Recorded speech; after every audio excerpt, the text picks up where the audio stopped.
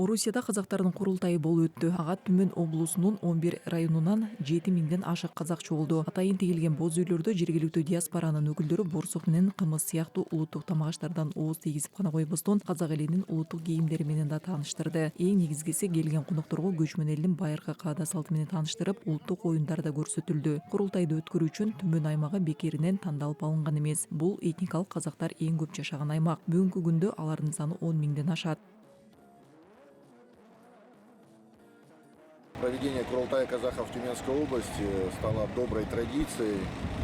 Мы проводим его. Түмөн облусунда казактардын курултайын өткөрүү жакшы салтка айланып баратат. Ошондуктан жыл сайын өткөрүүгө аракет кылабыз. Жыл сайын масштабыбыз кеңейип, өткөрүлүүчү жерлер да өзгөрүүдө. Бирок майрамдын мааниси өзгөрбөйт. Негизги максатыбыз көп улуттуу элибиздин биримдигин, достугун сактоо. Курултай бул биздин чоң жана көп улуттуу Түмөн облусунун баардык тургундары үчүн чоң майрам. Бул майрамдык иш-чаранын коноктору жана катышуучулары өздөрүнүн маданияты, каада салттары жана үрп-адаттары жөнүндө сүйлөшүп, бири-биринин жана коңшу кулуңдун каада салты менен тааныша алышат. Рассказать о своей культуре, о своих традициях, о своих обычаях, узнать о культуре, о традициях, обычаях своих соседей, знакомых, друзей. Эске сала кетсек, былтыр бүткүл орусиялык казактардын курултайы биринчи жолу Түмөн облусунда өткөн. Ага коңшу өлкөнүн 18 облусунан 17 000дей адам чогулган.